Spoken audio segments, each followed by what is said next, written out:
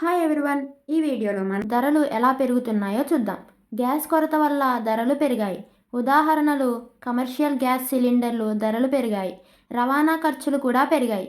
దీనివల్ల ఆహార పదార్థాలు మరియు ఇతర వస్తువులు ధరలు పెరిగే అవకాశం ఉంది. ఉదాహరణలు చూసుకుంటే వరి బియ్యం ఇదివరకు రూ. 500 ఉండేది, ఇప్పుడు 700కు చేరింది. అలాగే నూనె రూ. 140 ఉండేది, ఇప్పుడు 190 వరకు చేరింది. ఇప్పుడు మనం సంక్షోభాన్ని ఎదుర్కోవడానికి ప్రభుత్వం ఎలాంటి చర్యలు తీసుకుందో తెలుసుకుందాం.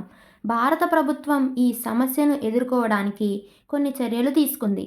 అవి ఏంటంటే: గృహ వినియోగానికి ప్రాధాన్యత, అంటే గ్యాస్ సరఫరాను పరిశ్రమల కంటే గృహ వినియోగానికి ప్రాధాన్యంగా ఇవ్వడం.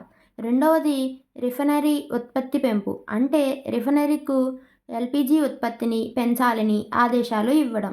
మూడవది కొత్త దేశాల నుండి దిగుమతులు. For watching my video. ఈ వీడియో కనుక మీకు యూస్ఫుల్ అయినట్లయితే మరికొన్ని యూస్ఫుల్ కంటెంట్ కోసం మన ఛానల్ని లైక్ చేసి, షేర్ చేసి, కామెంట్ చేసి, సబ్స్క్రైబ్ చేయడం మర్చిపోవద్దు.